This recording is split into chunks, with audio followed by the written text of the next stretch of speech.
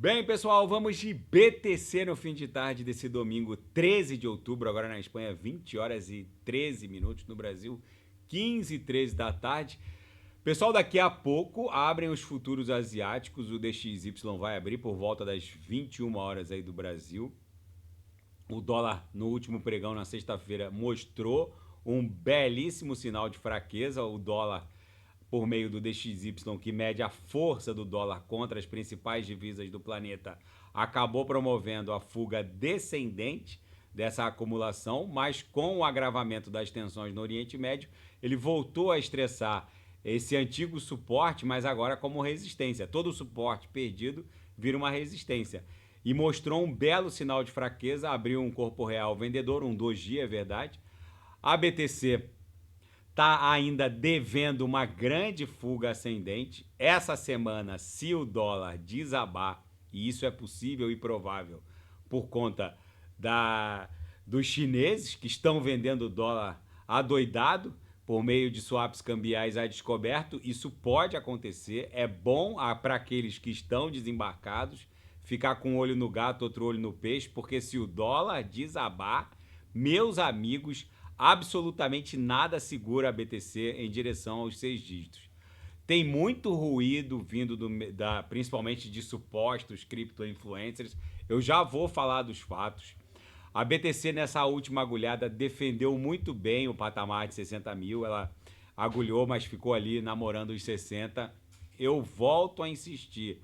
A nossa resistência a ser quebrada é a aresta superior desse bull flag aqui, dessa bandeira de alta, que está entre 66 e 67 mil.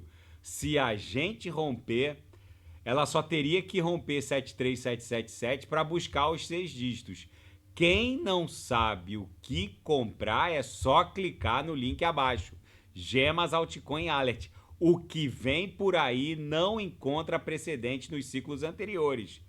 E outra, a pressão de venda que a MTGOX chegou a criar no começo da semana passada, que se encerrou na sexta-feira, acabou desaparecendo do mesmo jeito que se criou, desapareceu. A MTGOX confirmou que só vai promover novas distribuições de BTC daqui a 12 meses. A FTX diz que vai distribuir dólares para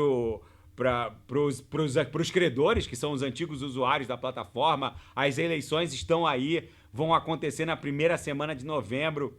A gente já está há mais de 177 dias concluídos desde o último halving, o que é um período histórico adequado para a maturação daquela pernada, daquela tração parabólica impulsiva. Eu volto a insistir com os senhores. O ADX, que basicamente em todos os ciclos anteriores, quando ele perdeu o patamar de 20 aqui no indicador, ele foi o prenúncio de todas as trações parabólicas de todos os ciclos anteriores. Aqui, quando o ADX perdeu 20, basicamente, quando ele voltou para cima, a BTC catapultou de 8 mil, foi buscar 64. Agora, também quando a BTC catapultou de 16, chegou a bater 18, depois de 16 mil, catapultou para 73777, também o ADX estava ali perdendo 20. Agora, da mesma maneira, o ADX perdeu 20, a gente está em vias de protagonizar essa pernada em direção a 109, 111 mil dólares. Eu sei que tem muita gente dando ouvidos a ruídos, a supostos cripto-influencers que estão mandando os senhores venderem o medo. A gente ainda nem tá. A próxima fase do mercado é a euforia, gente. Só que quando a euforia começar, quando a BTC bater 77, 87, 102 mil, meus amigos, isso aqui vai catapultar para 60, 70. Aí vocês vão pagar muito caro. Aí o que vai acontecer? Os senhoritos vão embarcar com a Solana valendo 240, uma AVAX valendo 80, uma TRX valendo 30, 40 cents. É assim que vocês vão embarcar.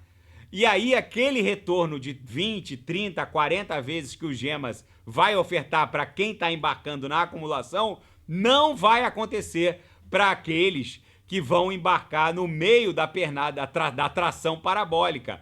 Mas essas pessoas, elas vão voltar. elas nem vão ligar pro fato de que elas vão ter menos da metade das Solanas que elas teriam se basicamente elas embarcassem na consolidação, na congestão ou entendessem os ciclos criptográficos. Elas vão voltar com menos da metade das Solanas e das AVAX que elas teriam, mas vão voltar por pura ganância. E aí, aqueles supostos cripto-influencers que mandaram essas pessoas venderem o medo extremo são os mesmos que vão alugar Ferraris e Lamborghinis e vão mandar esse monte de Zé Topinho, depois que a BTC bater 109, 112 mil dólares, eles vão dizer, ó, agora vocês comprem a ganância extrema. Aí o que vai acontecer? A BTC vai sair de 109, 112 e vai cair para 88, porque a gente vai estar numa onda 4. Aí o sujeito desesperado, porque pagou de 112, sai a 88. Aí o que a BTC vai fazer? Ficar pipocando numa cunha para depois explodir para mais de 200 numa onda 5. Aí o sujeito reclama que o mundo cripto é muito violento. Na seara fática, analista aqui da Ambicrypto diz que BTC está prestes a explodir para algo entre 75 e 80 mil dólares. Segundo ele, se a BTC respeitasse nessa última agulhada e defendesse o preço de 60 mil dólares, se ela não perdesse 60 mil, provavelmente a próxima pernada impulsiva a levaria para 75 e 80. É isso que está acontecendo. A BTC está formando fundos ascendentes, topos descendentes. Isso aqui vai redundar numa explosão. O que está segurando a BTC nesse momento, gente, é a média móvel de 200 períodos. Mas na projeção, a nebulosidade esverdeada segue ganhando espessura. Então eu insisto, se a gente romper essa LTB aqui entre 66 e 67, exatamente essa linha que está linkando todos esses topos descendentes, não tem nada que segure a BTC. Só o topo do mastro, em 73777. Depois a BTC estará naquela fase de investigação da faixa de justiça do preço para cima. E a gente sabe que lá no semanal a BTC vai entregar a onda 3 lá em torno de 110, 111 mil dólares. Ainda nos fatos, os cortes na taxa básica de juros pelo Fed vão abalar algumas stablecoins. Para quem não sabe, hoje, segundo dados do Departamento do Tesouro norte-americano, há 120 bilhões de dólares em títulos de curto prazo detidos pelas grandes emissoras de stablecoins, principalmente a Tether e a Circle, a USDT e a USDC.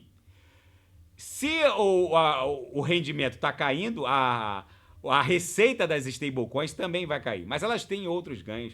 Elas emprestam liquidez para várias pools de liquidez em vários ecossistemas. Uma Aave, por exemplo, gera uma bela receita para uma Tether, mas a principal fonte de receita, que são os títulos de curto prazo, eles não podem se expor a títulos de longo prazo por conta da necessidade de responder aos pedidos de withdrawal, de saques. Mas eles também atribuem liquidez a piscinas, a pools de liquidez. Isso também gera um belo rendimento para as emissoras de stablecoins, mas algumas efetivamente vão perder bastante receita.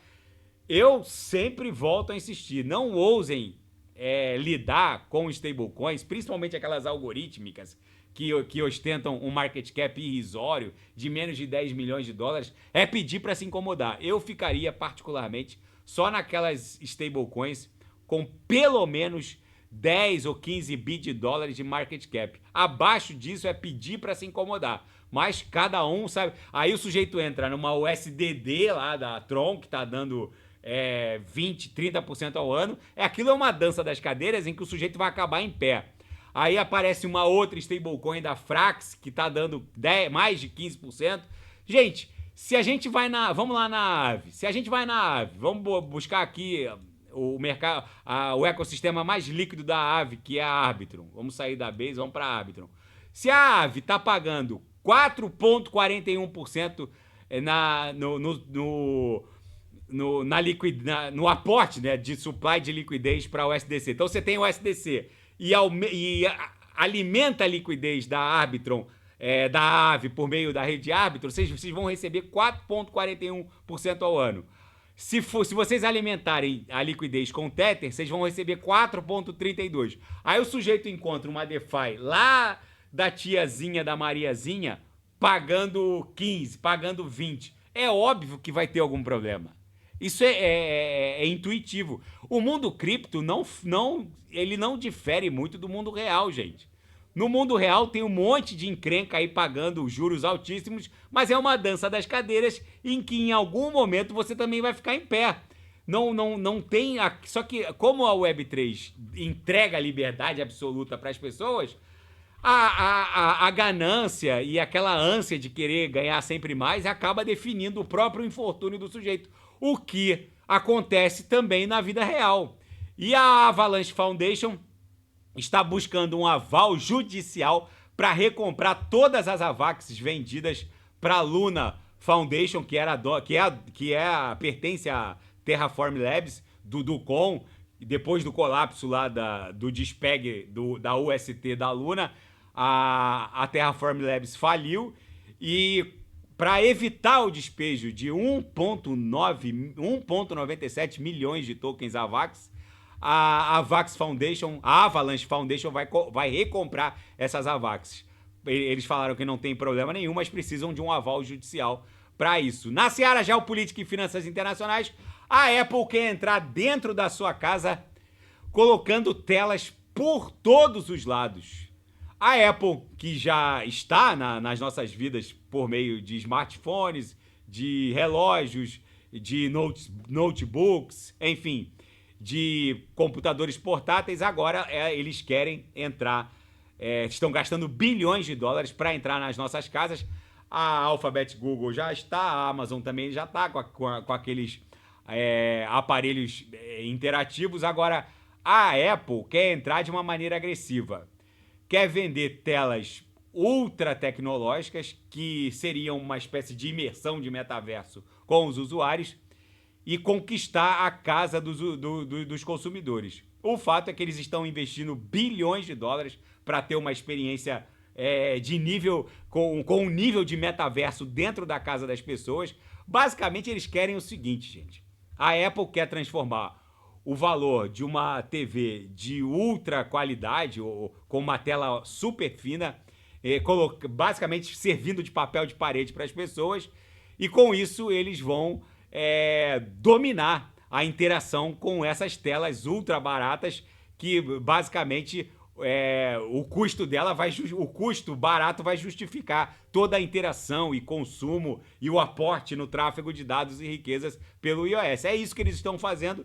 Eu acho que isso tem possibilidade de vingar, porque vai dar acesso a uma série de outras experiências em termos de interatividade com as redes. Vamos ver exatamente como isso vai se desdobrar. E a SpaceX do Elon Musk conseguiu um feito incrível. Conseguiu recuperar e trazer de volta o propulsor do estágio 1 da Starship, que é aquele Super Heavy, que é aquela nave que vai lá para Marte e para a Lua. A SpaceX, no seu 5º teste, conseguiu devolver o principal propulsor da fase 1, que é aquele que tem que vencer a principal a principal camada da atmosfera. O bichão voltou de ré. Gente, isso é uma revolução.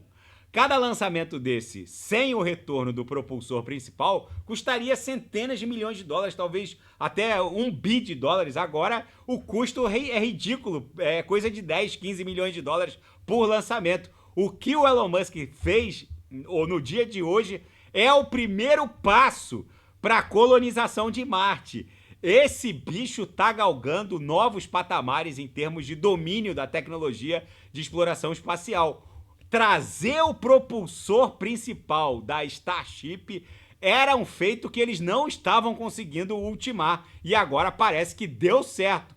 Eles ainda vão testar algumas vezes antes de colocar algum equipamento sensível ou mesmo tripulação na Starship. E a ONU disse que tanques israelenses romperam os portões da base de paz da ONU no Líbano. Enfim, gente, agora começa a operação de rescaldo no Líbano. As forças israelenses vão fazer a mesma coisa que fizeram com o Hamas.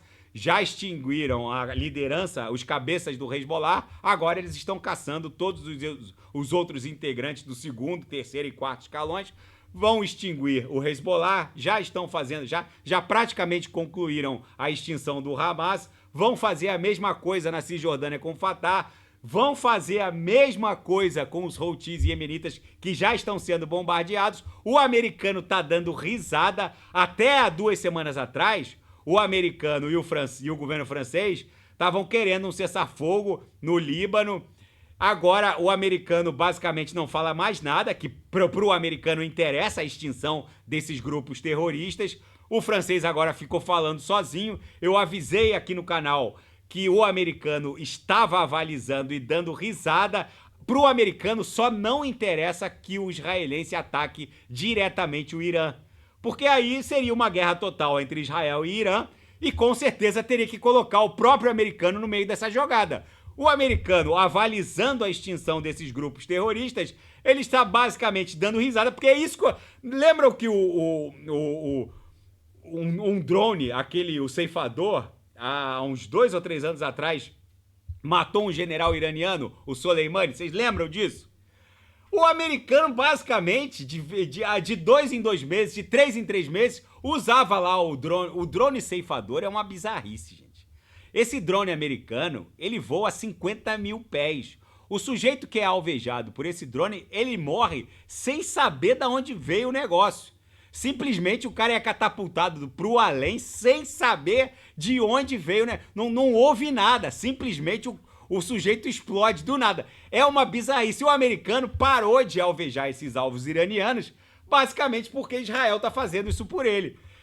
Gente, a BTC segue acumulando. Se o DXY der uma tombada essa semana, eu não vejo como a BTC vai se segurar e não promover essa fuga ascendente. Eu insisto com os senhoritos, não ousem estar desembarcados. Quem não sabe o que comprar é só clicar no link abaixo. Gemas Altcoin Alert. Tá bom? Se nada fugir do script, eu volto amanhã para analisar a própria BTC. Fiquem com Deus e quem quiser sugerir é só colocar nas mensagens abaixo. Até amanhã, grande abraço, fiquem com Deus.